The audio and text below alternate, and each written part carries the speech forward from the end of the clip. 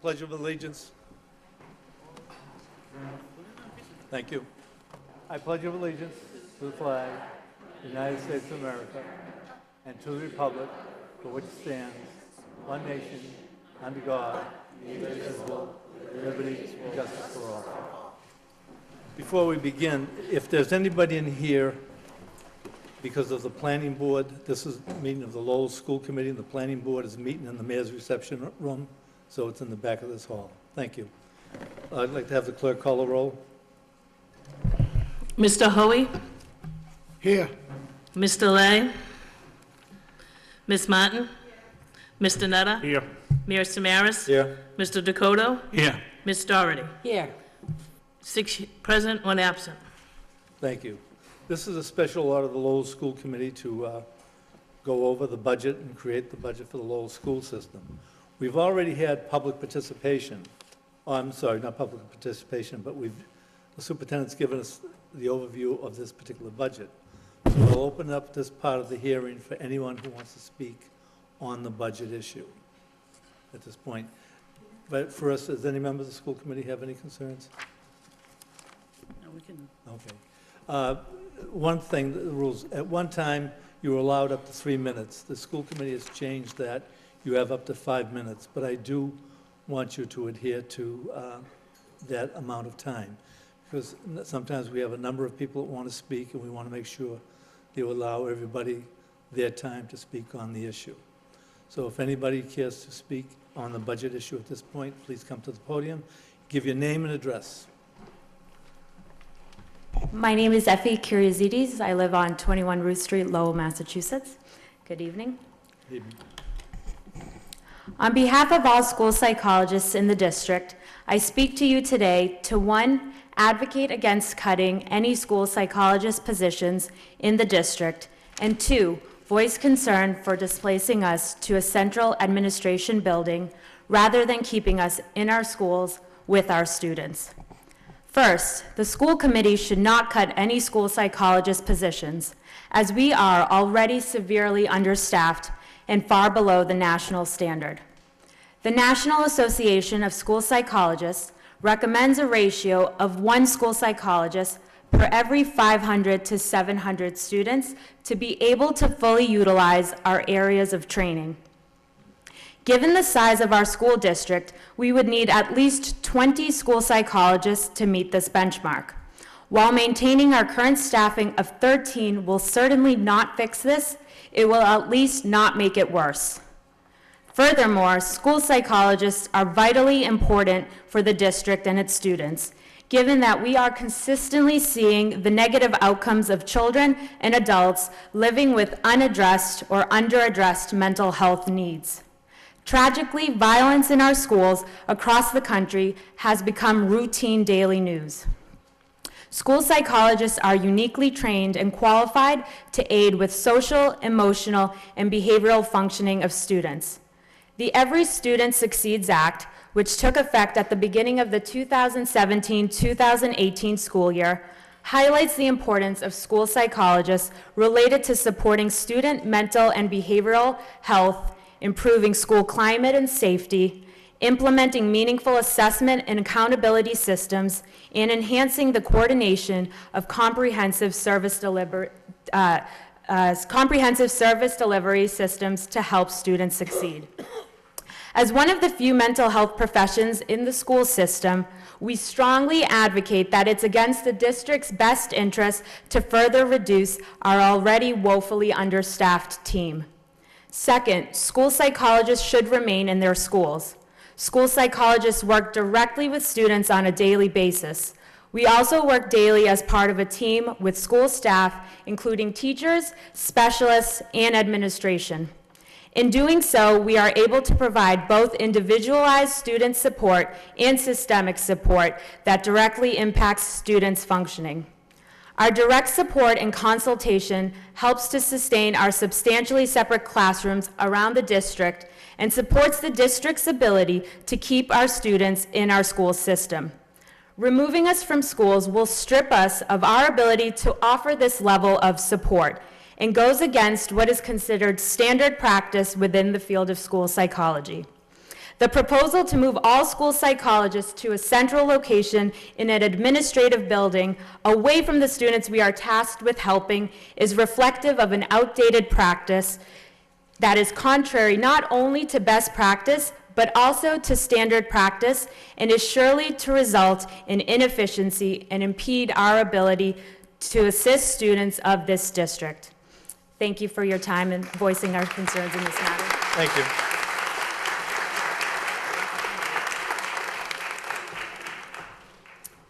Good evening. I'm Beth Nolan Stack, 329 West Meadow Road. I'm a board-certified behavior analyst.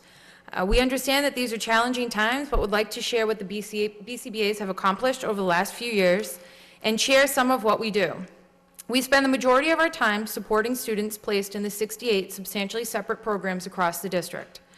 Under the direction of the BCBAs, there are over 750 students being supported in substantially separate LEAP, CSA, and adjustment classrooms, as well as the public day schools. Our governing boards, the Behavior Analysis Certification Board and the Massachusetts Licensing Board, recommend a caseload of no more than 15 cases. Given that we have over 750 students in our substantially separate programs and 10 BCBAs, this is a caseload of over 75 students for each BCBA, far exceeding the certification board guidelines. Each of the 68 sub-separate programs receives direct consultation from a BCBA. Some of our roles and responsibilities in working with these programs are direct consultation with teachers and paraprofessionals, direct observation of students in classrooms in order to support modeling, coaching of interventions, attending weekly administration meetings, consultation with related service providers and outside collaterals, de-escalation and crisis management, data collection and analysis, development and implementation of behavior intervention plans, creating, developing, and implementing classroom-based and student-specific materials to support progress and skill acquisition across domains, and working with staff to maintain individual student data binders. Last year, the BCBA cohort conducted 113 functional behavior assessments. Each assessment takes an average of 12 to 15 hours to complete. Because of this, the social workers were freed up to better complete their roles and responsibilities. It should be noted that if the district were to contract with a BCBA, an FBA usually costs between $1,200 and $1,500 each to complete. We have developed, written, and implemented and updated over 260 individual behavior intervention plans, behavior support plans, and safety plans. In order to support students placed in the general education setting, last year 132 behavioral consultations were provided via the building administrator referral process. Each observation takes between 5 to 10 hours and includes observations, meeting with team members, planning interventions, and reviewing recommendations. We are also legally mandated to provide services through the IEP service delivery. We have over 100 students with BCBA consultative services written directly into their IEP service delivery. We are seeing an increase in advocates, attorneys, and outside practitioners, such as pediatricians, neurologists, and psychiatrists, requesting services be overseen by a board-certified behavior analyst. If these services were not provided by a district BCBA, the contracted hourly rate for a BCBA is over $125 an hour. We have worked to help our students remain in the least restrictive environment and to bring students that were placed out of district back into district. According to a special education proposal, in 2018, 158 students were placed out of district at a cost of over $11 million. We currently have roughly 110 students out of district at a cost of around $6 million. This is a big cost savings for the district, since Circuit Breaker does not reimburse 100% of the tuition, and they do not reimburse for transportation. In summary, although our cohort is new to the Lowell Special Education Department, we have done tremendous work to meet the needs of our diverse student population. We are here tonight to advocate that none of the special education supports be cut and to minimize the impact to each cohort as much as possible. Not one of us is more important than another, and we need all disciplines to work together to meet the needs of our students. Thank you for your time. Thank you.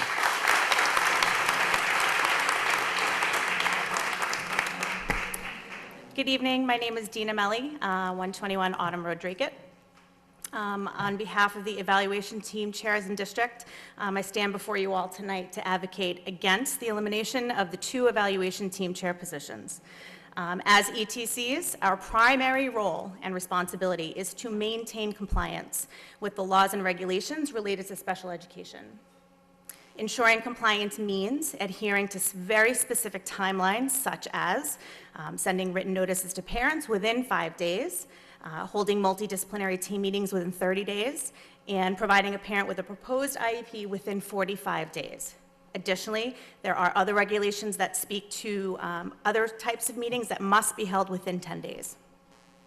This is critical because failure to adhere to compliance may result in the withholding of funds to the City of Lowell and to the school department. Our current job responsibilities include coordinating the IEP process from referral to eligibility to IEP development, collaborating with various team members, including our team members here, school personnel, parents, administrators as well, working collaboratively with teachers on assessment and instruction, reviewing and monitoring all documents generated by every special education teacher in district, and attending weekly or bi-monthly or monthly building administrative meetings, as well as monthly special education department meetings. Each year, we've experienced an increase in special ed student enrollment. For instance, from 2018 to 2019, we experienced an increase of nearly 300 special education students across 30 buildings.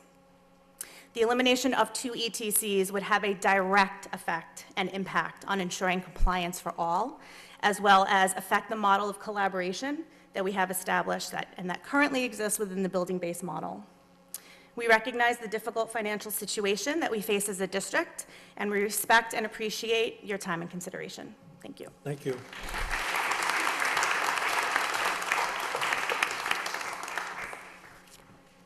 Thank you for having me here this evening. My name is Kim Scott, 27 Commonwealth Ave, Lowell. It's real upsetting to hear all the, cuts that need to be made right now. And I'm not envious to be in your position right now at all. No one area is more important than any other that you're facing. But I was very happy to see the superintendent's budget that was proposed, moving ahead with more equitable funding across the district as far as, the school-based funding. I cannot, however, understand how the elimination of the middle school band teachers and a possible attempt to make it an after-school program helps with the equity at all. A few questions that I have are, how will all children receive lessons and band practice? Because band practice alone is not band without the teaching time. Will there be transportation both ways for kids? This can't be haves and have-nots. Some kids get to do bands and some kids don't. Does the superintendent think that's a really equitable plan for children? There'll be many children that will just not be able to participate at all if removed from the school day. I just want to share some highlights from your constituents that replied to a petition that was online. Right now, there's about 4,800 people that signed the petition. And I just took some of the highlights just to share them with you. Band is the best thing that ever happened to my children. It has reduced the stress and helped my kids that were bullied. It reduced their mental health issues, depression, and it's a deterrent from drug use, a real lifeline for our children. Helps kids learn better discipline, more focus, learn teamwork, stronger critical thinking skills. I mean, these were just recurrent comments that people were leaving over and over again. It improves math scores, test scores.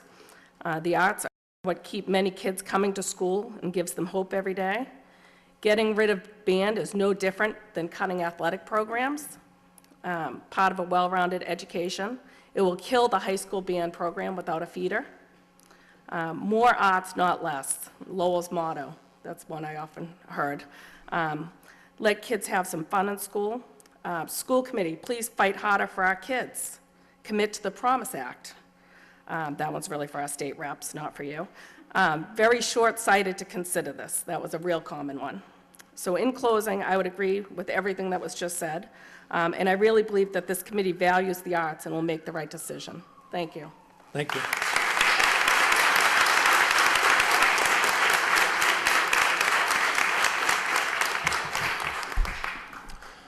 Good evening. My name is Willie Melo. I reside at 41 Prior Avenue, Lowell, Massachusetts. And I would like to continue the discussion on cutting the middle school bands and how that is just an irrational thought to begin with. As stated earlier, the Every Student Succeeds Act was implemented as a notion to try and give every student an equal opportunity to grow and enrich their minds.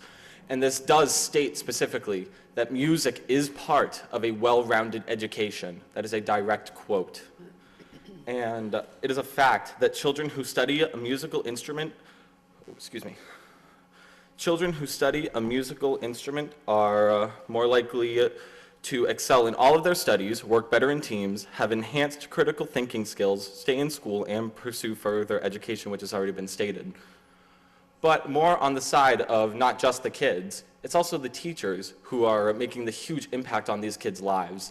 Having gone through the middle school band programs myself in recent years, and the high school band program myself, being the drum major at Lowell High School, I got to see how band impacted all of these kids' lives and how these teachers have such a huge effect on the kids' lives every day and on my own life personally. It has made an impact that is indescribable. Music is part of my life every single day, and cutting these programs just won't cut it. Thank you.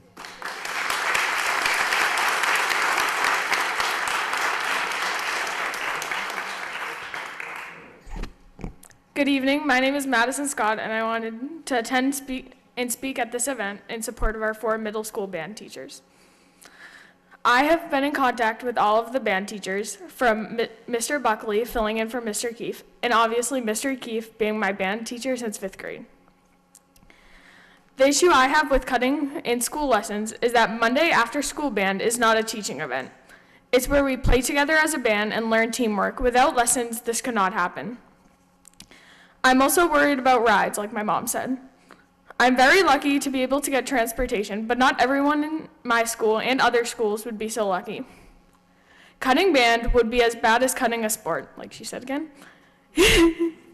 You would be cutting a program that hundreds of students use as an escape from the stressful schoolwork. Even though I will be moving on to Lowell Catholic High School next year, I will never forget my experience, memories, and new friends that the band program has given me. Thank you, and have a good rest of your day. Thank you.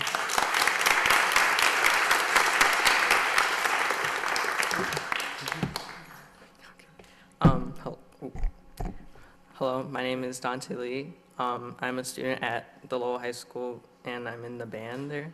I just want to say that if eliminating the middle school band program, you would be getting rid of a feeder for the high school band, because in the middle school band, they teach you the basics of music and how to read and play your instrument that you choose of.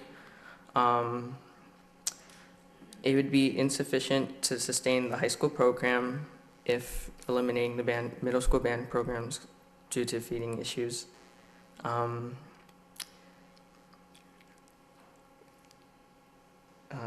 A decision to eliminate band during the middle school day is a decision to ultimately eliminate the band at Lowell High School, and the band is an integral part of the school community and the greater Lowell community. And just to say, what would the football games be like without band? The Greek parade or the City of Lights parade, and students in the band also perform with the show choirs, participate in spring musicals and other student theater productions. Being in band contributes to social and emotional well-beings, and students learn to work collaboratively, learn how to manage their time better, and are now more connected to the school and the academics and other activities. Thank you. Thank you.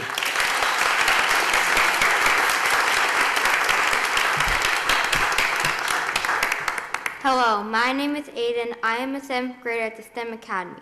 At the STEM Academy, we have band on Wednesday with our band teacher, Mr. Buckley. I love band so much, and I always look forward to the Wednesday where I get to hang out with my friends and play my favorite instrument, the drum. In band, you get to play a variety of fun instruments, such as the piano, the guitar, or maybe even the saxophone. Band is also great because it is more affordable than private lessons that may cost as much as $50 to $100 an hour. It is also great because when you learn a new instrument, you're able to play your favorite songs and look at music in a whole different way. These are the reasons why we should keep band and not fire the band teachers that work so hard. Thank you.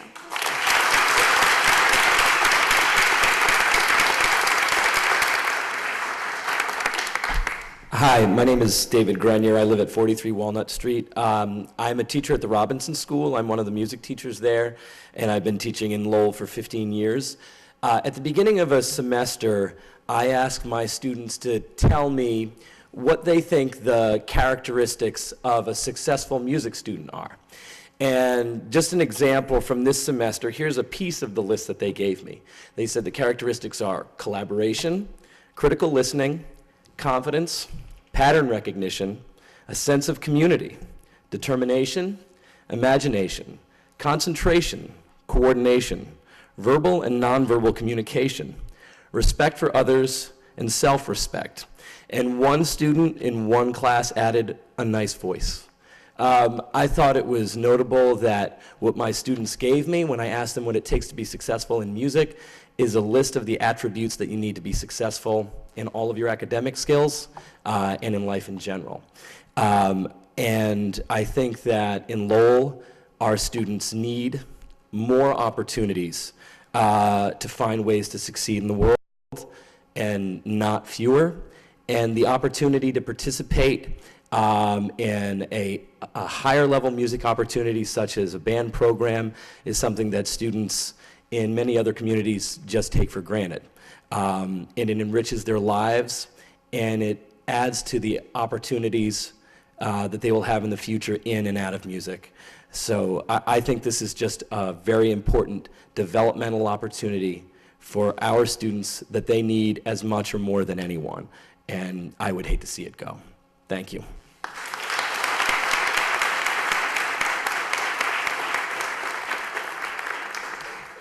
Hello, my name is Crystal Mello. I live at 31 Agawam Street in Lowell. I am the proud parent of a child that attends the Dr. Janice 80-day school. This place is like a second home to my kid and all other kids who are on the spectrum. I am his voice. He is my heart. I advocate for him. He can't speak, so if he could, he would tell you that all the help he gets from the therapies that he needs makes a difference in the quality of his life. Autism is an epidemic, whether you want to admit it or not. More and more kids are being diagnosed every single year, which means more and more kids are going to need help. You're going to have to add that into your 5 years from now plan. It's not getting any better. It's not going away. I wish that there was a cure for this, but there isn't. And I hope I see it in my lifetime, but probably won't. These children were born with a neurological disorder that they didn't ask for. And I don't think it's fair to punish them by taking away all the things that they have for them, like the BCBAs, the ABA therapists, occupational, speech, physical therapists, the paraprofessionals, classroom aides, nurses, office personnel, but most of all the teachers.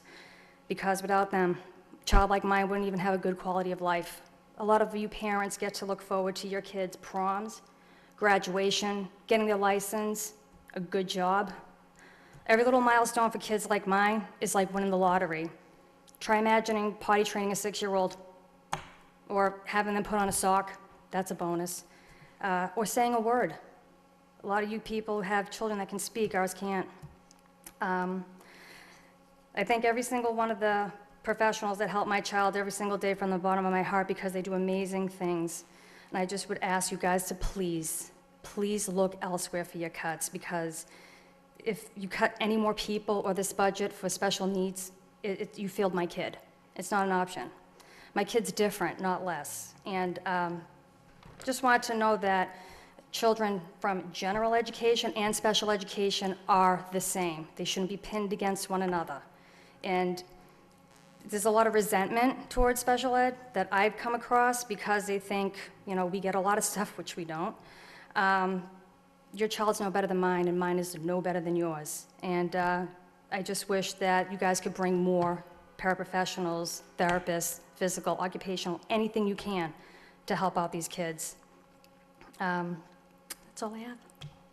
Thank you.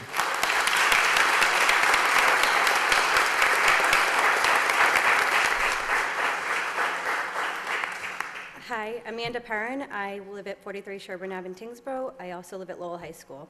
I am a teacher for our 14 to 22 population, and I wanted to share my support for our BCBAs, our ETCs, and our school psychologists, because without them, we wouldn't be able to do our job. I've been here 8 years, and I wanted to tell you that in the last 8 years, I was hired, there were 6 teachers. They hired me as a 7th teacher, and that year we have added 2 more. The numbers from 8 years ago were about 50 students in our program at the high school. For example, we are the one high school where all of our students come to for our LEAP and CSA programming. Since then, we have added a few more. We're up to 9 currently, and we are looking to add the 2 more, which we've seen on the current proposal. Our program went from 50 students 8 years ago to 85 this year to looking at 100 coming this next school year. Our numbers are growing. That's because we're keeping our students in district, because we have their support, and we're building our programming, and we're looking to take students off of special ed transportation because they're helping us with that piece. And so just looking forward, and our support as teachers for all of you, we just wanted to become up here and show that publicly. Thank you very much.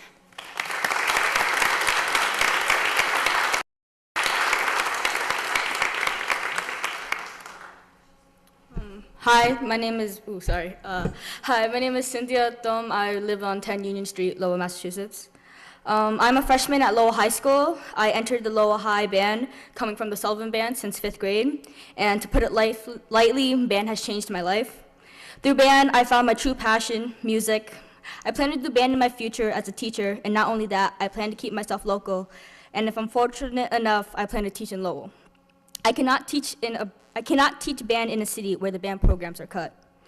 I've built my whole life surrounding band. I plan to get scholarships through band. If these programs are taken away, I will have to find a new way to achieve my goals in life, because getting rid of just some middle school band programs will affect all band programs, especially the high school band itself. As someone who plans to teach, I am fortunate enough to be able to help a lot of the first years enrolled in middle school bands. These kids love music. I love to see them execute simple things and seeing them so proud of themselves. I love seeing the light in a child's eyes through music. Band is an important subject. It teaches kids discipline through practicing and teaches kids confidence through performances. Band teaches us more than just music. It's so much more. And so I'm asking you as a student and hopefully a future educator, please do not cut the band programs. Thank you.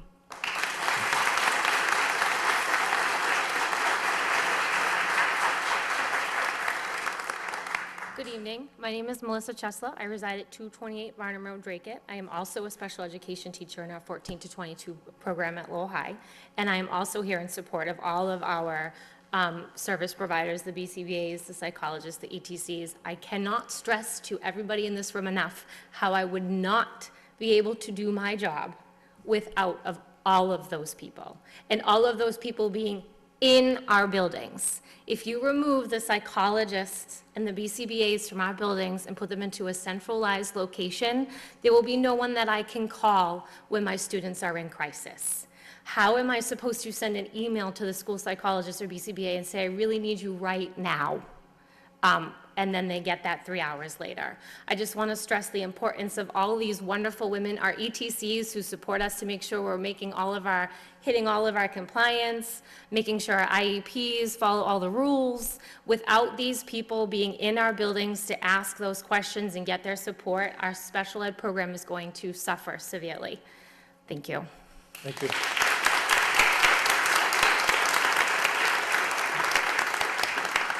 Good afternoon, Mayor Samaras and members of the school committee. My name is Luc Renaud Ollis, and I live in 26 Varney Street. And I'm here to talk about the plan to gut the band program. I don't think it should be done. Band is a very, very unique and very important program for development of youth. It's also a very special place where people who don't know each other and who may not have any other separate interests aside from their love for music and arts can meet and get to know each other. It also helps people that are new to the environment get broken in and get accustomed to it. I can tell you about this personally. My family and I, we came from Honduras to here to America back in August 6, 2012. And it was a very, very, very difficult experience to come through. The school system here is much more different than in Honduras. And in 4th grade, which was when I got here, I didn't really talk to anyone. It wasn't until I got to 5th grade and I joined the band program that I began to lower the wall around me. I began to talk to more people. And then I got to today where I have a lot of friends now. I'm doing pretty good in school. I'm a sophomore in Lowell High School now, and I've been in band for, this will be my 6th year.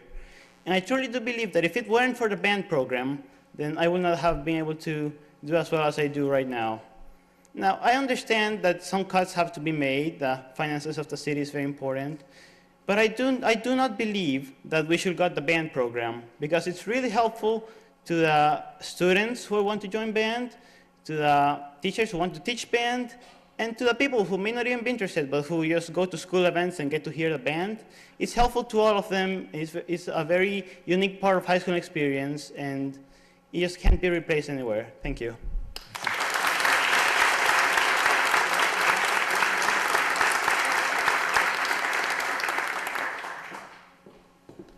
Lyndsay Killa, 64 Linwood Street, Chelmsford, Mass. I'm here on the behalf of LSAA. As you guys know, I'm the president, and each year we're faced with these cuts.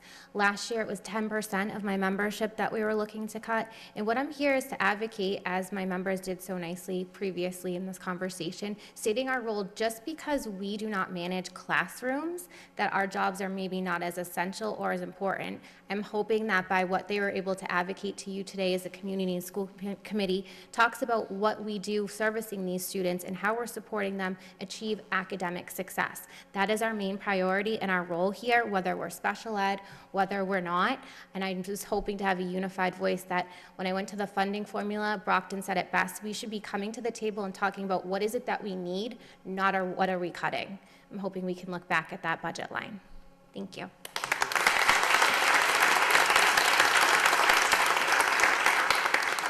Good afternoon. I'm Erika Renaud Ollis, the brother of Luc Renaud Ollis here. I also live in 26 Barney Street, and I would like to say that the schools, they are often underfunded, and they are also the future, as they train the children who will soon lead the worker force and then become the future people who work the country. So the bands, they also really help with the children, and the schools are often underfunded. Sorry about that. The bands, they help with the emotional health of the children. I'm in the band here, and it really helps relaxing. Like there's a lot of schoolwork, and the band is the time I can relax even inside of school. Thank you. Also the school, the school bands, they also add like a little more excitement to the schools. They make the school better, much better. Thank you. Thank you.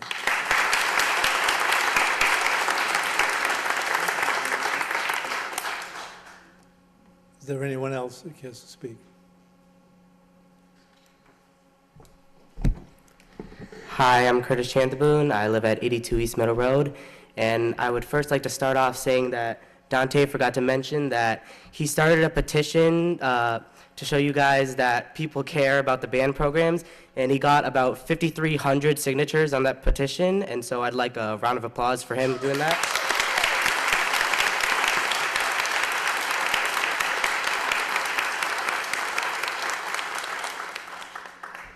Me personally, I am not a part of the band, but I'm in an activity that revolves around the band. I'm in chorus with our chorus teacher, Miss Grady, up there, and our band teacher, Mr. Buckley. When we had our concert last Wednesday, the band was the best performance I have ever heard in my 4 years at the Wang Middle School. And without that band, our concert wouldn't be put together. It would just be us singing, and those other kids who learned how to do instruments wouldn't be able to go there without Mr. Buckley or all our other band teachers helping them put together a group.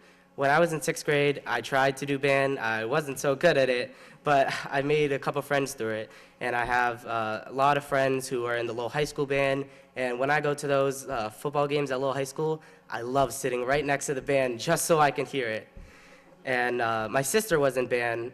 She did the clarinet, and she loved it. And when she didn't play it in high school because she didn't have that motivation to keep going.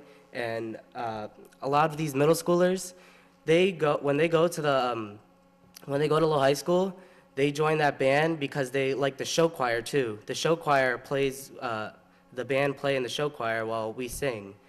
And so I just want to emphasize as much as possible to please look at other places to fix those budget cuts. Thank you. Thank you.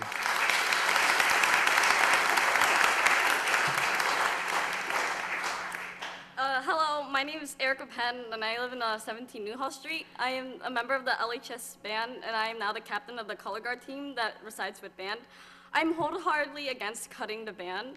Losing band is cutting away something that I love, something that many people love in our high school, and in a way, cutting away from opportunities in a kid. I won't sugarcoat this, but without band and the opportunities that it offered me, I wouldn't be standing here. Mentally struggling in the fall, I lost my purpose to keep fighting in life. But with band and color guard, it continued to give me a purpose to keep fighting and living. Cutting away band will take away something that wholeheartedly saved my life and could possibly save someone else's life who's mentally struggling. So please don't cut the program that mentally helps others. Thank you. Thank you.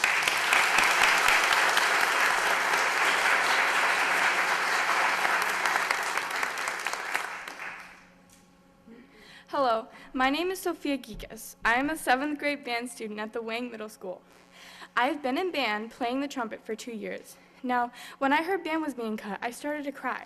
I was afraid to lose my favorite place. Now, to some people that might just sound dramatic, but to me, band is so much more than that. It's so important to me. Band is a place where I've learned to not give up when I can't do something, and that practice may not make perfect, but it does make something amazing. It's a place where I've met the greatest people who have shown me that I am accepted. It is a place where I go to when I'm sad or mad or just happy and I feel like going to band, because blowing into that trumpet, everything is just gone. It's just me and the music, and that's honestly the best feeling ever. So the fact that I might lose that is scary because I don't know what I'll do without band.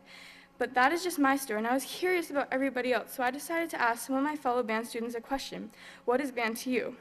One response I got was, it's a place where I can be myself and do what I enjoy doing, and it makes me feel like I'm a part of something more. Another response I got was, band is happiness. It's a way to get away from reality, even for a little bit to practice. It's a safe place. It's a way to release stress and anxiety.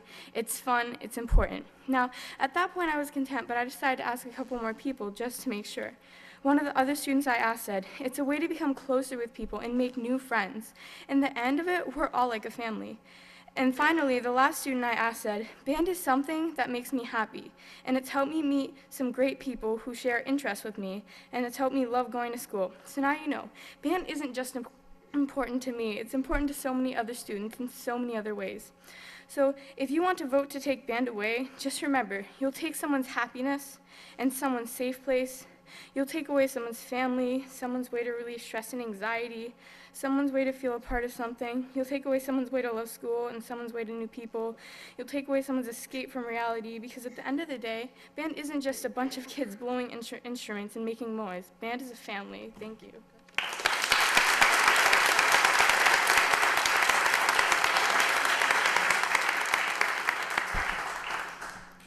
I'm Natasha Watts. I live at 205 School Street in Lowell. Cutting the band's funds for the middle school, as has been mentioned multiple times, is going to ultimately end up killing the high school's band. Not only do both bands just provide joy for so many people, as multiple people have already said, it's a safe place. I only started playing last year, and that's because I heard my old middle school band play in person. Before that, I had never actually seen people my age participating in a band. I never thought that I was going to be able to play an instrument and do it well as a preteen or teenager. But seeing the middle school bands play inspired me, and I know for a fact that multiple other people had the same experience as I did. Not only would the concert band at Lowell High shrink significantly without the middle school bands, but it would affect the pit band, which is the people who play for show choir. There wouldn't be as much entertainment at the football games whenever we score a touchdown or in between all of their scores. And just in general, band has been a really good experience for myself and a lot of other people, and it would be really disappointing if we lost that program in the middle schools.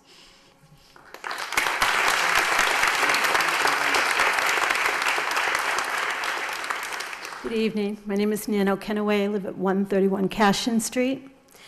I'm here as a parent to ask you to reconsider eliminating band in the middle schools. One of the cool things about going to middle school is the opportunities offered that's not offered in elementary, such as learning an instrument.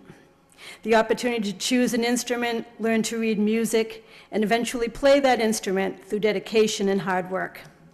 The instrumental teachers work hard with these students in 30-minute sessions once a week.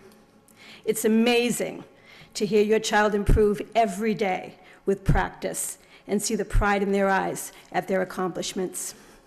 My daughter has Mr. Karachek at the daily school. Coincidentally, 20 years ago, my oldest daughter also had Mr. Karachek at the daily school, a testament to a long and successful program. I can tell you firsthand how hard these teachers work with these students and the dedication that personally Mr. Karachek has to his students and his ability to pass on his knowledge of music to every one of them, finding ways to encourage them when learning an instrument is not always as easy as it seems. As a parent of 4 children, all 4 of them were different. All 4 of them learned differently. Sometimes kids don't express themselves with words, but given the art of music as an outlet in middle school, even the shyest kids can shine. The quietest kids can make noise and be heard. I implore you not to take away that middle school band program from these students. Thank you.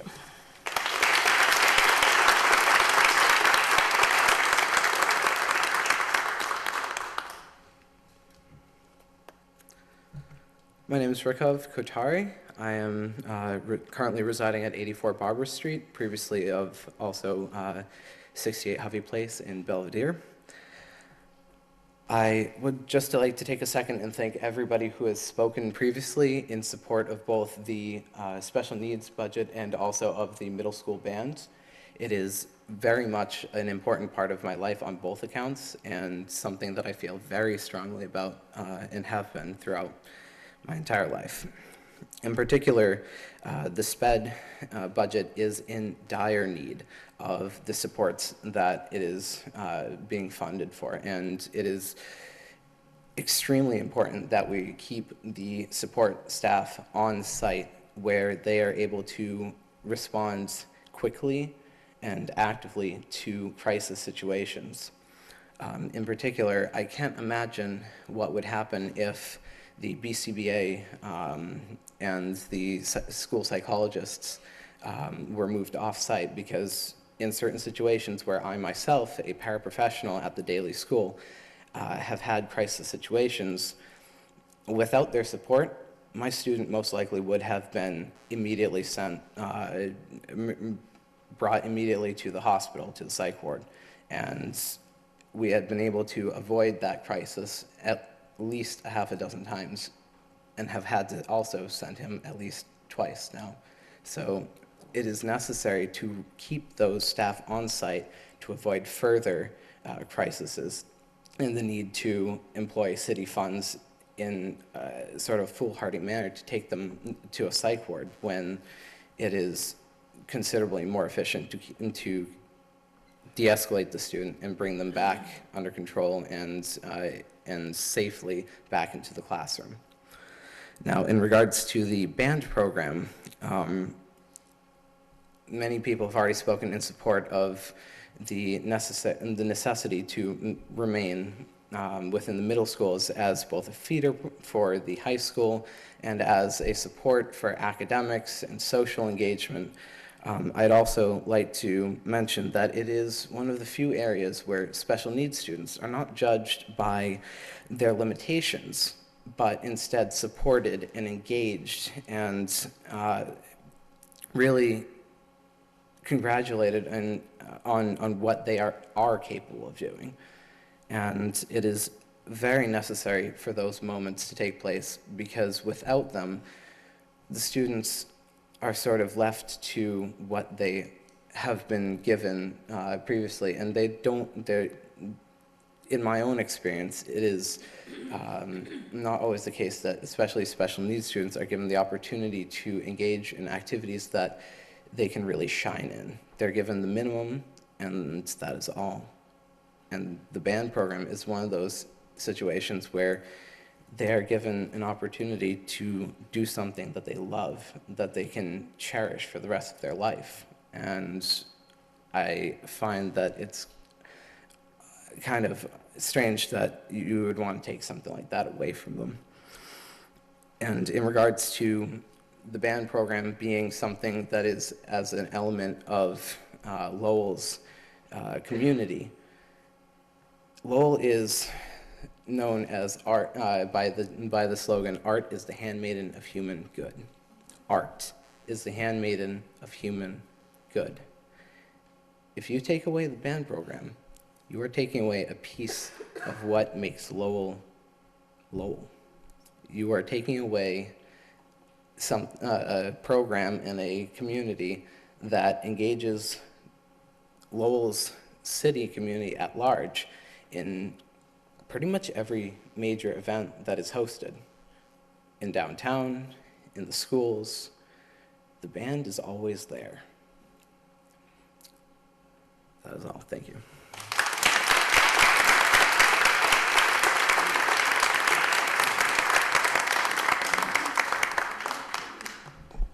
Hi, I'm Erika Buckley. I reside at 16 First Street in Chelmsford. I'm one of the 3 middle school band teachers that do the 9 middle schools in Lowell.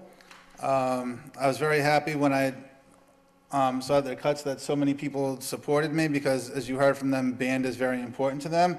Band's also very important to me. And if you'd like to hear an amazing band program, I invite you all to come to the Sullivan School at 6 p.m. on June 4th.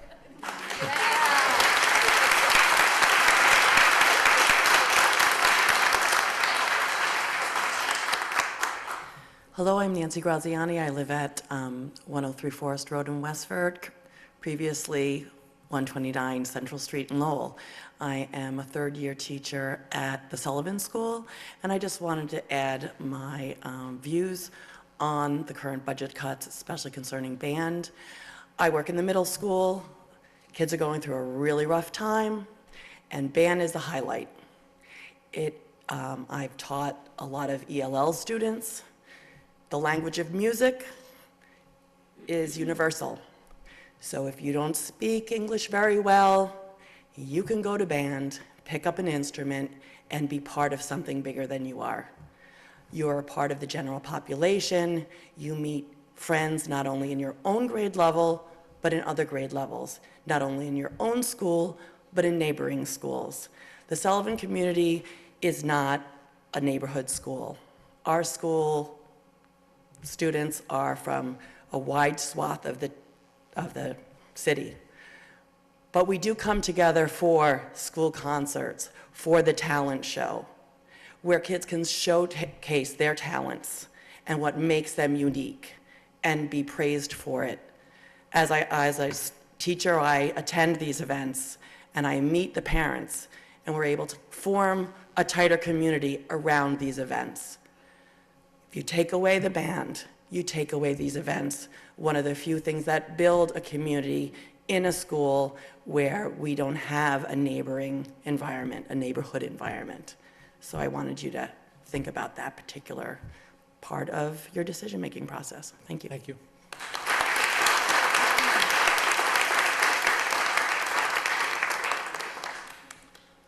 Hi, my name's Arthur Melu, live at 41 Briar Ave in Lowell.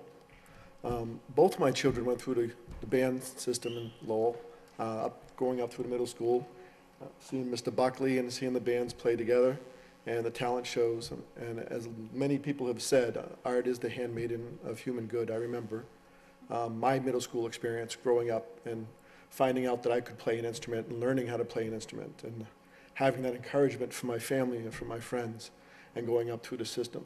So when I was able to pass that on, I still have that trumpet to this day, as a matter of fact. Passed it on to my son. My son went through Lowell High, the middle school and the high school. My daughter through the middle school and the high school. My daughter's in her doctorate program. My son William is in UMass Lowell, and he's actually also in the Spartan, still continuing on with the band program. So it's made a big impact on our lives altogether.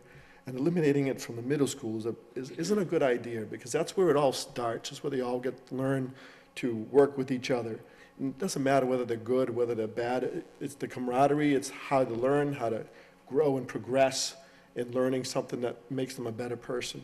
So please consider keeping the arts program, keeping the bands in the middle schools. Thank you.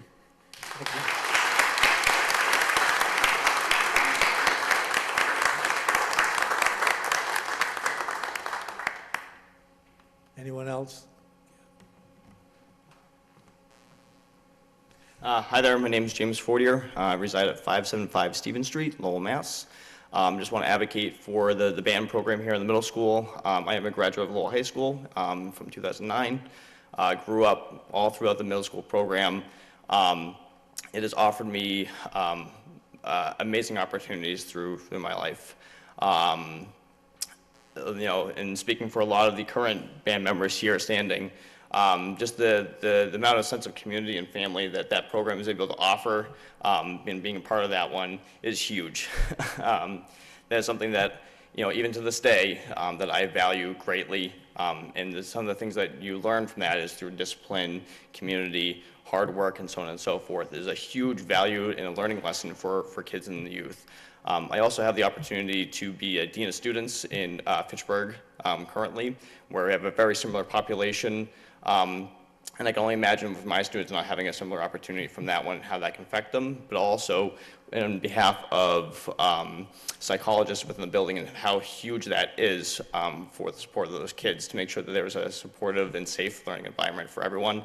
The responses that I work with on a daily basis with my own psychologist is huge. And I want to be able to do my own work from a disciplinary standpoint. Just want to make sure that that is known, that collaboration and having them on site is huge, along with the program is huge for just developing students to be themselves. Thank you.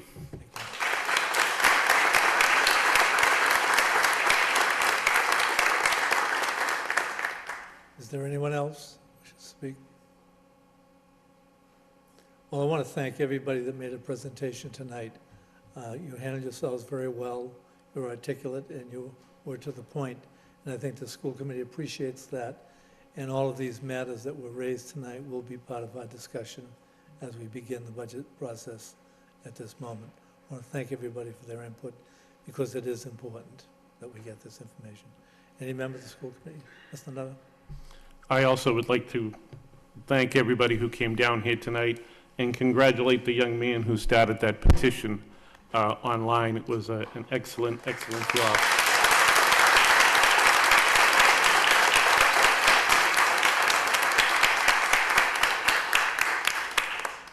If we could, I know the superintendent had given out some updates to everybody tonight, and if it's permissible, I'd just like to ask about a few of the line items that, for one, elimination of, originally we were told it was 4 band. Tonight it's the 3 middle schools. So the high school band program is staying, is that my understanding, and it's the 3 middle school programs that we're looking at tonight? Either or? We don't want to cut anything. Unfortunately, we have to choose. Can you hear me? Okay.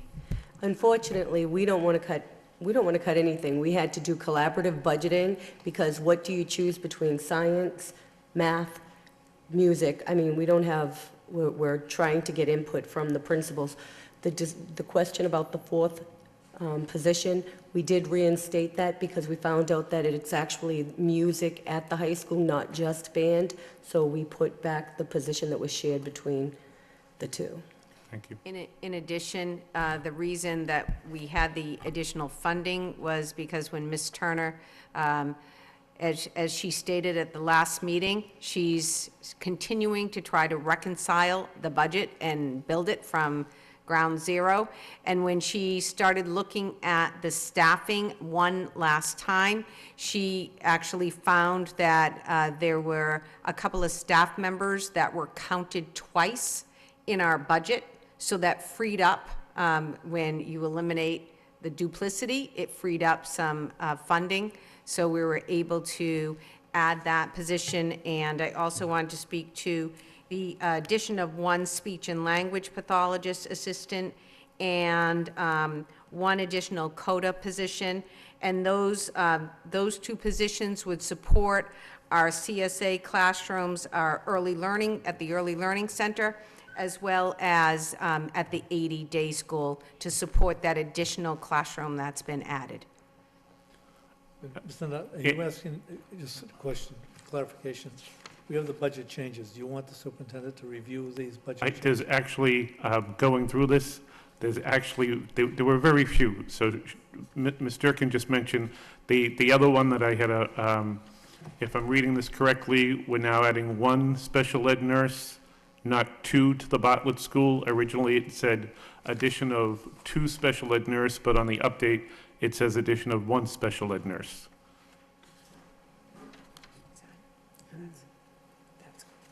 We need to double check that one? Yeah.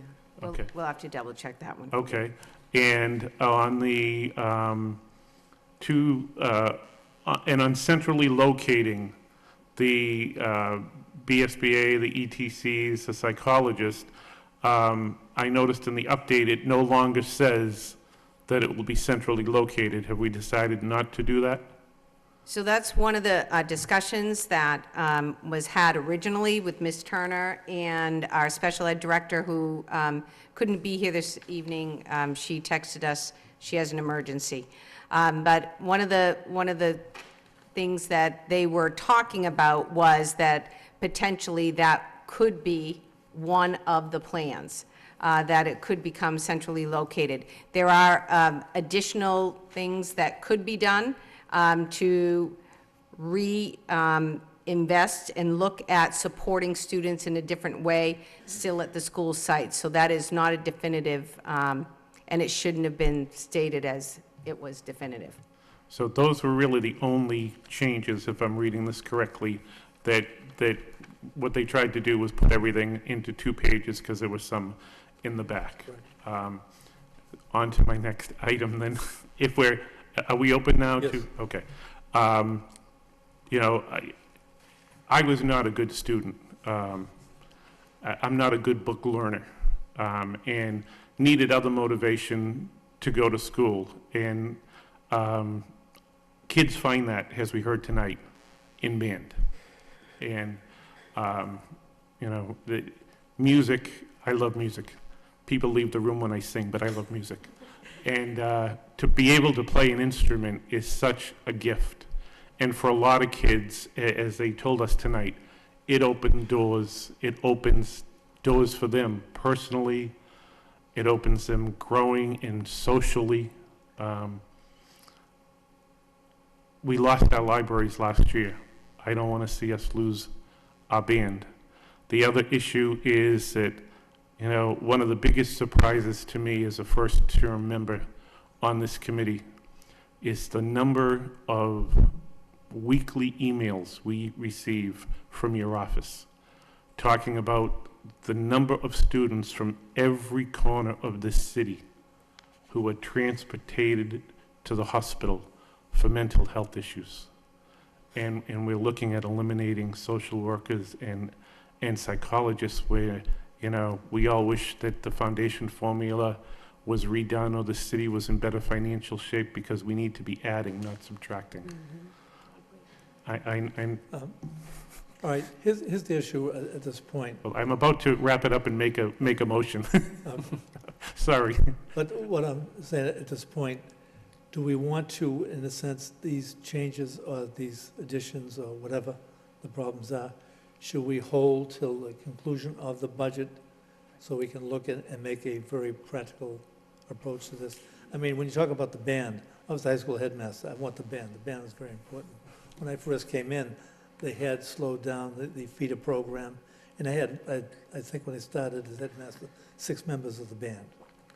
And later, because of the band program, it was built up to 30, 40, 50 kids. So at this point, do we want to try to handle it now, or should we look at the budget as a whole to make a decision at the end? Well, I was on a roll, so I'd like to handle it now. I know I know I get criticized sometimes for, when I say that to me, I know we have a wonderful, great adult education program. But our backs are against the wall. As you say, nobody wants to cut anything. But we're at a point where we have to decide whether it's the students or it's the adults. And unfortunately, we are being forced to make that decision. I mean, we have a $188 million budget in front of us. $160 million of that is funded by the state. Another $12 million of that comes from grants in revolving chargebacks that we're allowed to do. We're only getting funded $16 million from the city, and of that 16, we have to pay $11 million for transportation. That's $5 million to the operating budget. So we have no choice. We have to make cuts, but it should not be at the expense of students. So I would ask that we ask the superintendent, what would it cost to bring the 3 band teachers, the psychologist, and the 2 social workers all back in the budget? And if my math is correct, we do that by eliminating adult education. And I know Lowell has a model of adult education known throughout the state. The state has a separate fund, a line item of $38 million. I don't know how much. I'm sure we receive some of that money. We may need to try to get more.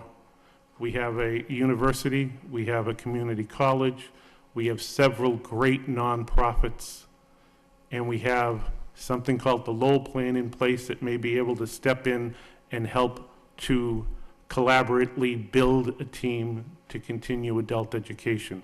But we can't do it any longer on the backs of our students. So I would ask I would make a formal motion to ask the superintendent how much it would be to reinstate those positions, and would we eliminate? $760,000. And it's 648 for adult education. So you're asking for the elimination of adult education. So I need a second for that motion. No second, it fails. The issue is I can understand people's frustration, but the thing is, adult education, as far as I'm concerned, is tied very closely to the education of our students and our parents, especially our second language parents. It's one and the same. There are 2 issues here. One, supporting education as a whole to enhance the quality of life for everybody in this city. The other, though, is to meet our needs, our special ed needs, and needs such as band. And I don't think we can do it by sacrificing one over the other. I think what we have to do is look for the funding. And there is, right now, we expected $9 million from the state, but the thing is, there is a hope that the Senate will also add to that amount of money.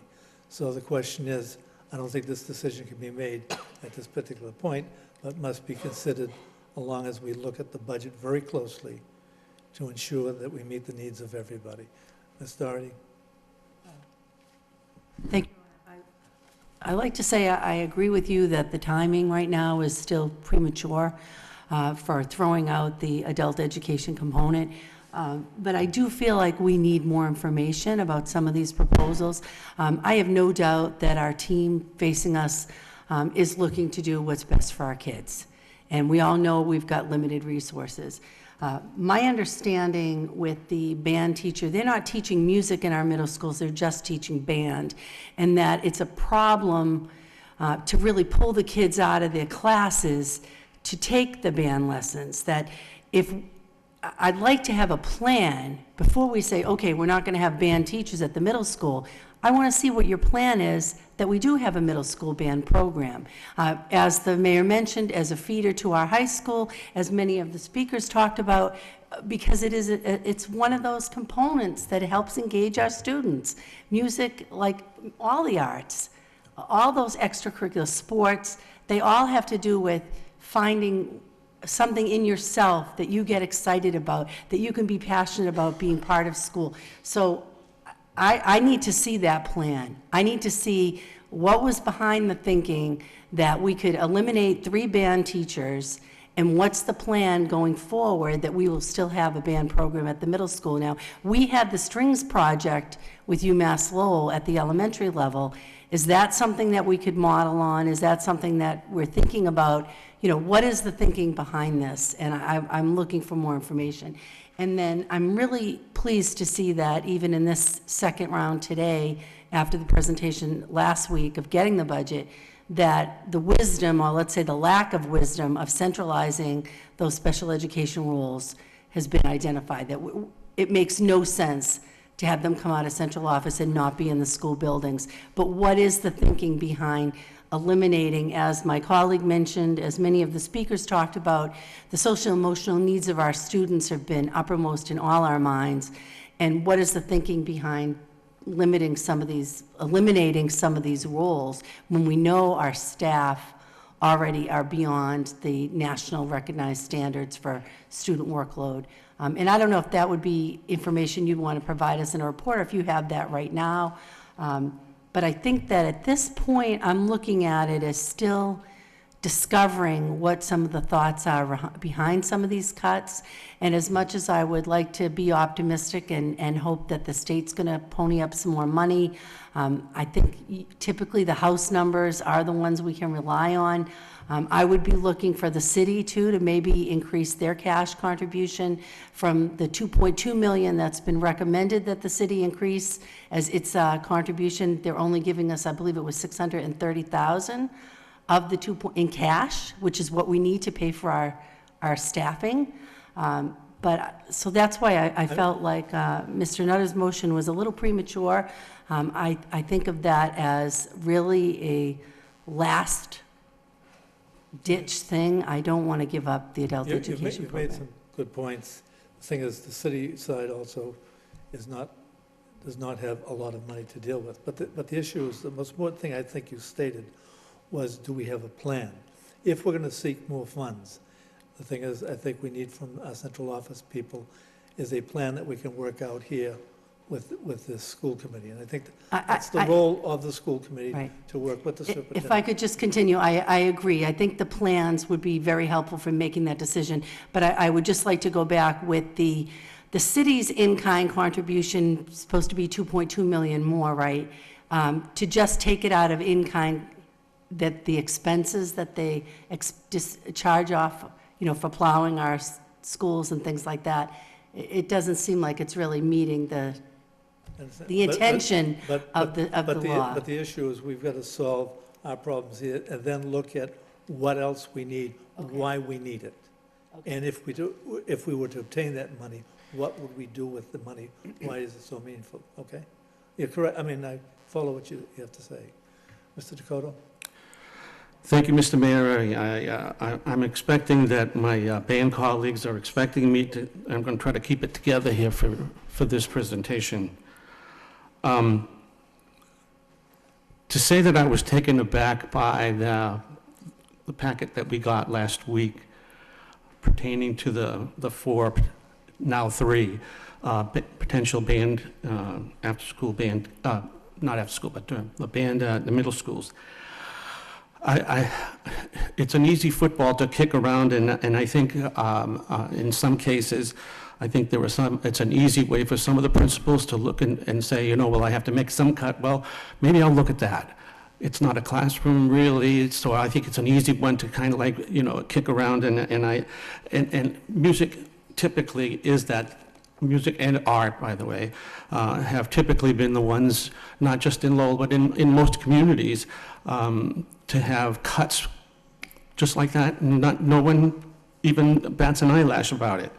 There have been so many great comments here tonight by so many of our speakers that I don't want to be repetitious, but there have been study upon study upon study about what music contributes to the overall education process and how kids learn and how kids interact in school. When I tell you that I have had so many great rediscoveries of former students that said, you know, if it weren't for the music class that I was in, whether it be in band or chorus, I wouldn't have survived high school, or I wouldn't have kept coming to school. And so when you think about those things and saying, you know, what can we do to keep kids in school? Well, that's one of them, and it's a big one.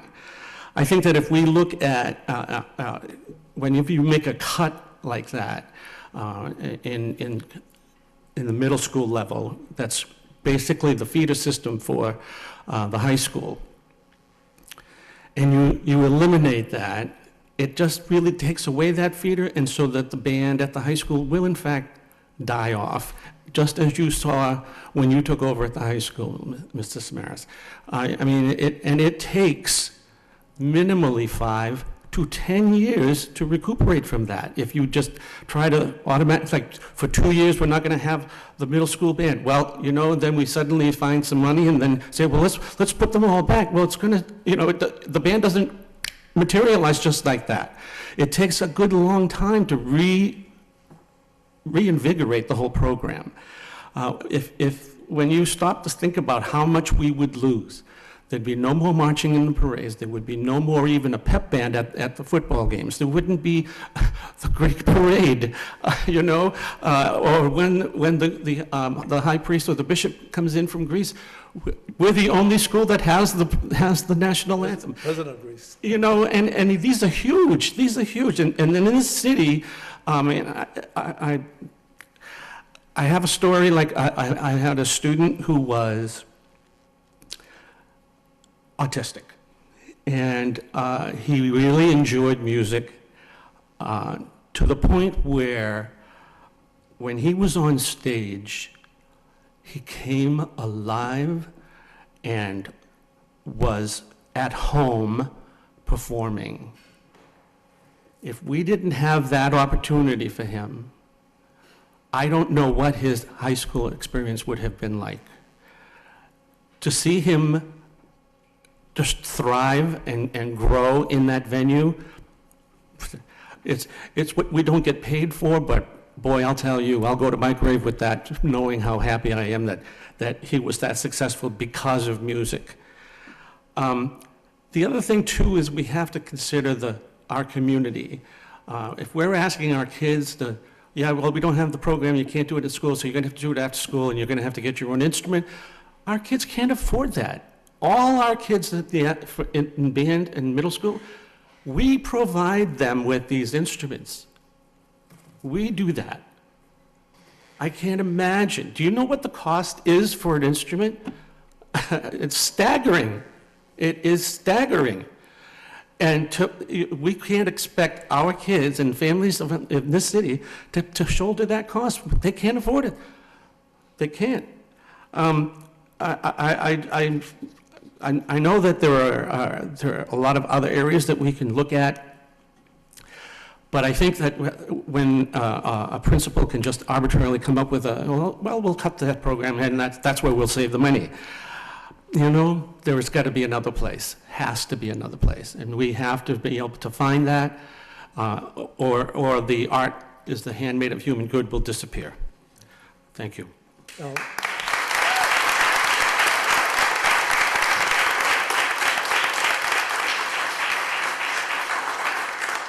Mr. Dakota, your points are well taken, but I mean, I would tie in when you tie music, but theater, poetry, art. I mean, there's a whole number of students that follow that line along with the students who take up athletics, but there are also many students who do athletics and art and music and what have you. Yes, absolutely. So the question is, I don't think we can I think what we ought to do now is begin the process, but the thing is, I think what we have to do is how do we want to place this on the side for a review? Either review it when we come to the budget aspect of it, or do we wait till we finish the budget, know what we have to deal with, and then make those decisions? Ms. Martin, it's up to you. I'll follow the dictates of. Yeah, my only recommend, I don't think. Oh, there it You're is. working. My only recommendation would be, you know, tonight is a public hearing. And I think these specific topics that we've been discussing, as Ms. Doherty said, and I think to Mr. Nutta's point as well, we'd like to hear the arguments behind it, how you came to these decisions, which I think, you know, you want to share and we want to hear as well. If we could accomplish that in this public hearing, then we'd all be able to go into the actual budget work, which will happen at the next meeting, with enough information to be able to kind of then go line by line and be able to make the decisions as we go through the budget. I don't know if that would accomplish the. The thing is, I don't know if they're ready tonight, if they, I mean, there's two ways to do it. They can do it tonight if they wish, or should we have them do it at the next meeting? I would ask the They- question. prepared. Madam Superintendent? I can speak to, I think those of you who know my, my other role as Deputy Superintendent for Student Support Services, the decisions that were made were not taken lightly. I want to point out two social work positions. One of those positions is a district social worker. That position was eliminated this year. The social worker took the coordinator of safety position. I wouldn't recommend, even if there was money, reinstating that position. I would recommend hiring a coordinator of social emotional learning and mental health, because what that district social worker did was provide the professional learning for our social workers, but it was limited because it was just for social workers. This should be a district, it's a really a real important need that we have to look district-wide at social emotional learning and embed that. You've heard the rationale all tonight around that. So that position right now, given that our budget is such that what we did put in is we put in a stipend for a social worker to support staff and helping to develop, along with our coordinator of safety, who can do a little bit of that to help with the professional development and setting up a supervision schedule. So those pieces would be accommodated. Now, that's not everything that the district support social worker did, absolutely not, but those are the critical pieces that absolutely we see have to be maintained. The other social worker was our refugee social worker. That was a position at the end of last school year that the refugee grant ended. This person is not directly tied to one specific school. We would never recommend that pulling a social worker specifically from one school. They service our students that are students who come to us from other countries and support them and their families. Now, do I believe that that is a critical need? Absolutely. But in looking at the social work support that we have at our schools, this would not be taking away from some particular school that would be without the staff that they currently have. In addition, I do want to mention that one of the ETC positions was a position that was added by the former administration and I can't get into specifics of it, but it was a personnel matter, and it was an additional staff member that was not part of the original team structure. So I think that's important for committee members to know when you're making some decisions. In addition, the conversation was had by Ms. Turner with Ms. Stiles about the team model and looking at reducing one BCBA, one additional ETC, and the psychologist position. And again, that's not taken lightly, but it would be looking at restructuring and trying to figure out how we support. And what we're currently, with current plans, it looks like it would be through attrition that those positions would be handled. It wouldn't be someone losing their position at present. Ms. Doherty? What about the psychologist position, the one that's slated to be eliminated? Was that part of that whole? That was part of that. One whole One team. grouping, one ETC, one, and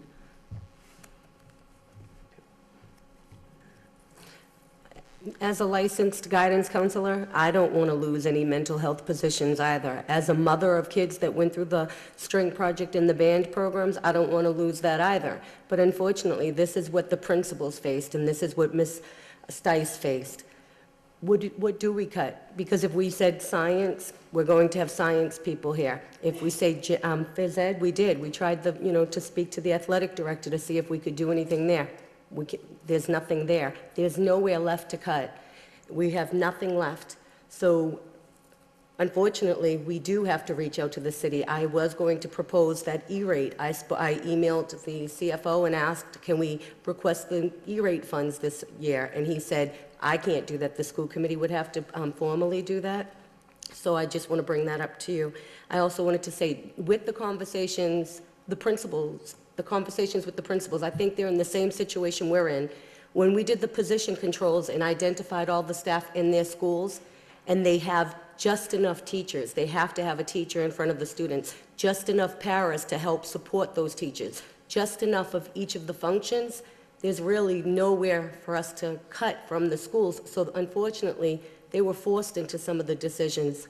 The same thing with the special ed director. She, of course, did not want to say, I'll give up a BCBA or a psychologist or an ETC. Unfortunately, when the IEPs are written and we have to add certain positions and, we have to keep the kids in front of the general ed classes, we have $42 million in special ed cost and $80 million in regular ed cost. So that's a third. I mean, we're running out of options. So when she was faced with this dilemma, she did not want to give that up. If anything, she would want to add as many as we could. But when we do add it, we're taking them, we can't make the class sizes any bigger. The teachers are already facing so much. And just one last point, even at central office in past days, we could go to the central office and cut there. I don't even have enough support to help the poor teachers that are retiring. There's no one there. We have to take care of the children, but we also have to take care of the adults that work in our district too, and we don't have that. So unfortunately, I'm not sitting here trying to have a doomsday speech, but what I'm trying to let you know is that these decisions are not easy. We're not asking to do this. We just don't have other ideas. Mr. Lay first. Thank you, Ms. Mayor. I just have a general question in regarding to the band. Are these teachers, are they already a music teacher? Are they already music teachers and the band is just a separate program, or these are individuals who are specifically hired to be the band teachers? And also I want to know, how much would that be? I mean, you mentioned that $760,000 with social works, but just for the bands themselves, how much would that be? The band, we already added one back, so the band to add the other three back would be $270,000. Now, when I just said how we have no areas left to cut, one thing I did want to say is that we can consider, the budget, if you skip through the pages, you'll see that there's nowhere left to cut. But one thing we can do is, again, ask the city for the E-rate. When we do the grants, the reason I put everything in that one column and rather than spread it out is, one, we don't even know our grant allocations yet, so I couldn't do that. And two, we're rewriting the grants this year. Like I explained at the last meeting, instead of putting the MTRS staff in, where you pay an automatic 9% fee, we're going to write the grants without the MTRS staff. There's $670,000 in MTRS that we pay. That's just an amount that we send to the government. The staff members are paying their own MTRS fee, so that's just extra. We can't take that whole amount away because some grants require you to pay an administrator, but I know of $465,000, if we wrote the Title I grant and the 240, the special ed grant, and we put paras in instead of teachers, things like that, you're going to save $460,000 right there. But unfortunately, we have to go through that process, and we still, so we cannot automatically do it. Another option is when we start to hire people, instead of always hiring full-time people where we pay $22,000 per person for fringe, we could start hiring part-timers like retired teachers, things like that, to save on those type of costs. But until we do those type of things, we're at a loss too. Mr. Hoy. Thank you, Mayor. I've been quiet most of the night here because I'm sitting here because of a music teacher, Miss Generakis. That's what I originally run on. She was so important to me in my life, my family's life. I have brothers and sisters that make money professionally off of music. My biggest problem is I know the high school has a lot of children that are in there that need a vocational training, but they're not getting it right now. There's not enough money coming from the state. That's why we all got to push for the Promise Act there. But I really feel like music is as important as any other teacher in the system. Phys ed is as important as anybody else in the system. I think if you cut music at all, it will affect the dropout rate. But what I want to say mostly is, tonight, the issue about the adult education. I was a person that was very lucky. Back in high school, I was told by one of the housemasters that you're not going to make it through Lowell High, Mr. Hoey. You should join the Army. I couldn't learn. I couldn't read. I couldn't retain anything. Music kept me alive long enough to take some advice from Mrs. Keeley, and I dropped out of school and went in the U.S. Army because I could get a diploma there. Now, anybody that drops out of school today cannot get a diploma. They just can't get one. The Army won't take them like they took me. So the adult education in Lowell might not be everywhere else in the state, but it's one of the best programs I ever seen in my life. It gives someone the opportunity to get a high school diploma just like I did through the service. So I just wanted to let that be known. Not just music, phys ed teachers, adult education is just as important to me. Thank you for the time. Thank you. Mr. Martin. Look, what are you going to say? Two hopefully fairly quick points. One is just a question. The logic behind what savings would we have realized in giving a central location to the psychologist and the social worker positions? Was there a savings attached to that, or? No, there's not a savings attached to it. It's about rotating staff and working with staff in a different way. Okay, so we'll be discussing that kind of outside the budget process. Is that correct? So Ms. McChrystal, like I said, couldn't be here this evening, but we can make sure that she could be here to explain some of that thinking. I think that would be helpful. Yeah, I know it came up in this budget, but okay. And I think, you know, we've certainly had a lot of conversation around some of these proposed cuts that we absolutely recognize. Even though the administration is recommending them, it's not like you're happy about it. We understand that. I know it's a very difficult, challenging situation for you at this table, us here, most importantly for our community. So, I mean, it's extremely difficult times, and no one is, you know, we all need to recognize that these are difficult decisions, no matter what part of the equation that you are. One of my real concerns around the cutting of the middle school band positions, I mean, it's 3 positions. That's not a huge number. But the reality is that in making that cut, you eliminate the entire program. We've had the opportunity in the past, and again, I've been on this committee when we eliminated elementary science. When we eliminated that, I think at the time, I'm going way back, but it was like maybe 11 or 12 positions across the entire district. Our science programming for elementary schools was never the same. And that's not surprising. So to my way of thinking, I mean, recognizing that there are difficult decisions to be made, but when you make one decision that absolutely eliminates the potential for an entire kind of programming for our students, that's just, that cheapens the educational experience, and I don't think we can afford to do that. Oh, look at you. Thank you.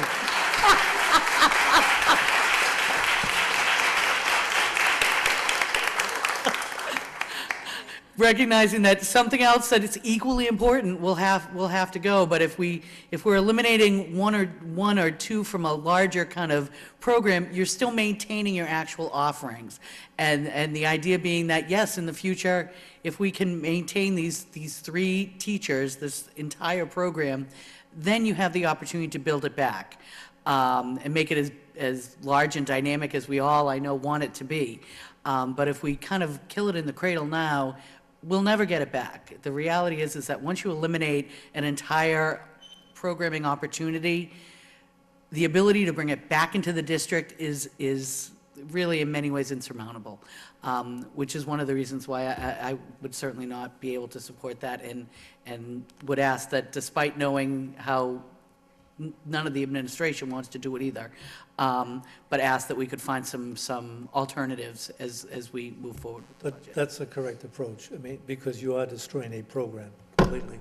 We can't afford to do that. Madam Superintendent. So we know that just recently we learned that the House, and we're basing this budget on the House numbers, and we don't definitively know what the end result will be after the Senate and then the final decisions that are made. But initially, we were looking at additional cuts. So we do have a second tier that we can bring forward to you at, for your consideration at the next meeting. So it's, again, none of them are cuts that we would recommend. I'm looking at the students right here, and this is not something that we took lightly. It was in talking with the principals about programmatically how it was working and not working, and challenges that we were faced with it. But we certainly will bring forward those other tiered cuts for your consideration. Ms. Doherty? Thank you, Honor. So with the, I mean, that was my understanding too, that the band positions really don't integrate well into the schedules at the middle school. Is there a plan to keep the middle school band program? Or was that not even pursued? It was just get rid of the... Not in the current, not as it is in a current model. Okay. But we could look, we can look at collaborating with community groups. We can look at a part-time model that, and it's, again, these aren't the best situations, but those are some of the things that we could do specifically. I know it's been, it's a challenge to maintain that, a staff person comes in on a certain day. There are other things that we can look at specifically, and we can bring that forward to you as well with those other tiered cuts. You know what, I just bring up some points.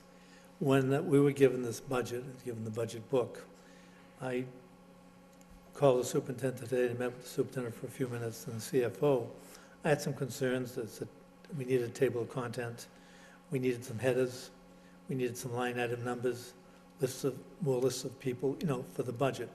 But the thing is, they had already worked on that. In other words, redoing the budget, so it could be very clear to everybody who reads the budget. But the thing is, when talking with them, there came to be a realization, we have a skeleton crew. The reason why they were able to do the budget for tonight and have all the information in the way we want it, the way we need it, they spent all weekend, here at central office doing this work. So we have to realize, we are threadbare, so to speak of. So at this point, I think what we have to do is get as much information as we can, look at the budget, look at each line, get an explanation as to why certain changes were made or weren't made or what have you. And then at the end, hopefully, we know what we can keep.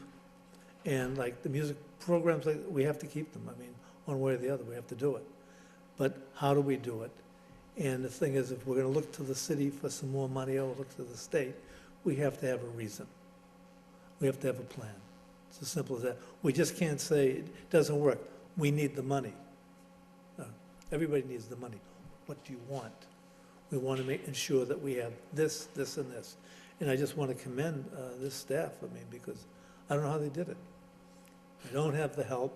We don't have a human relations person to look at and, you know, recheck what their work is. They have to recheck their own work. They have to take on a different role. I mean, that makes your job difficult. When you're doing your job, and then you step into another role to do something. So the thing is, I want to commend them for doing this, and want to commend the committee for the questions you're asking tonight, and certainly the people that are here. We have to listen, and we are listening.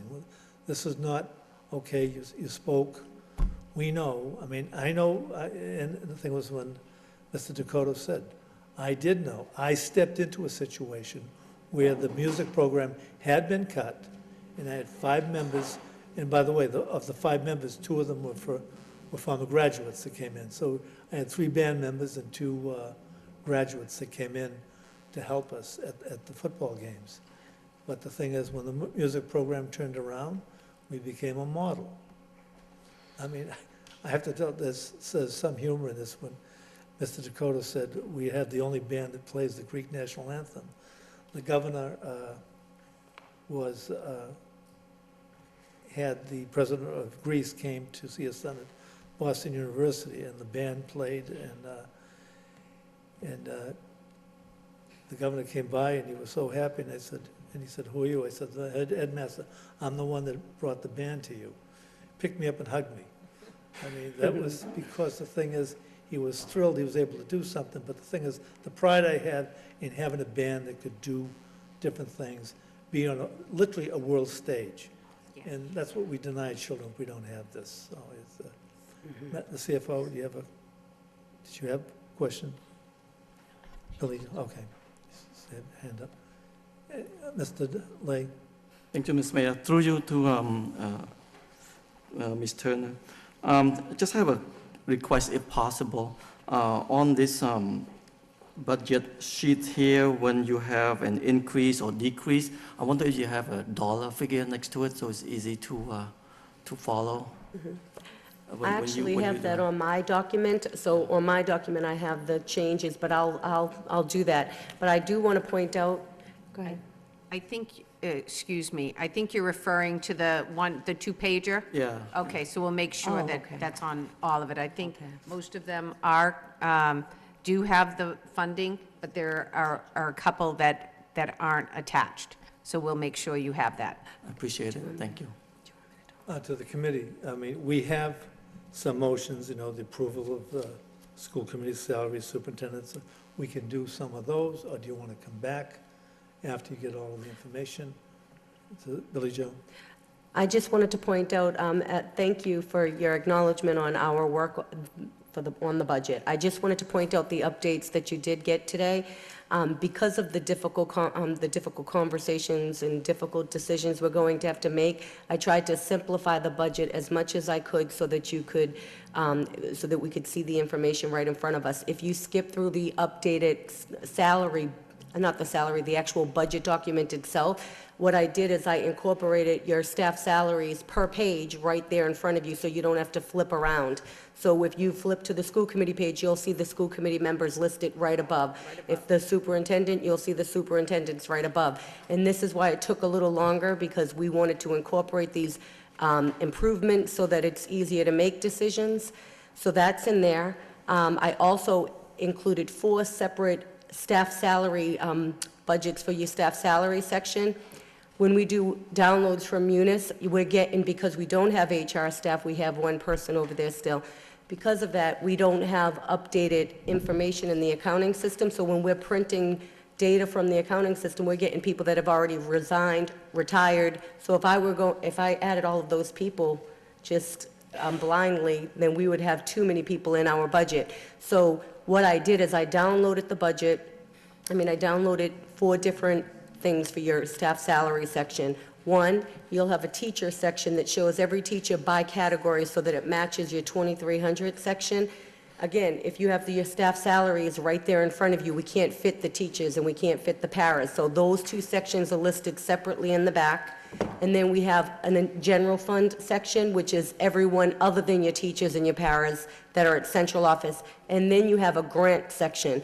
And the reason I did it like that is because for me to just assume that grants, that we're going to do things the way we did, what if a grant doesn't come through, 1? And 2, because I know I'm rewriting the grants without certain staff, I would have given you a budget that I knew was, it wouldn't have been accurate. So to keep it accurate, I did it in this format. And the other point I wanted to make is the position control. I did not, unfortunately, we did not have an opportunity to come up with the alternative plans because we were hoping that when I went through that position control all weekend, I was hoping that we're going to find some, miracle, something that, extra positions, things like that. We worked with the principals.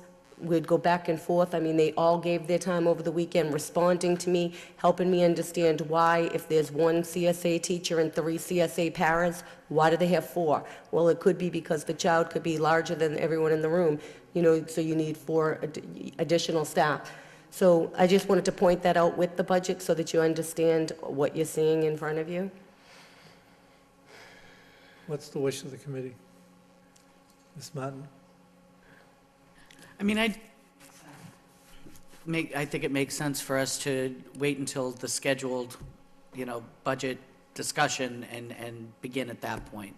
But if anyone wants to, I know there were a few maybe simple ones, but that's not going to get us, we're not going to get terribly far with that. Any other comments? I agree with Ms. Martin. I'll make a motion to adjourn. Okay. Second? Mr. Dakota, thank you. Thank you, everybody, for your presentation.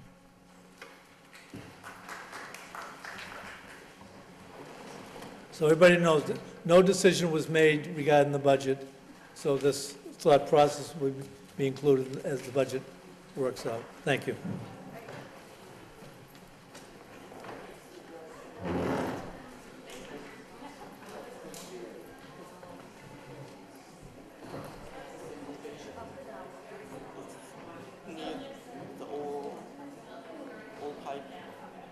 Yeah.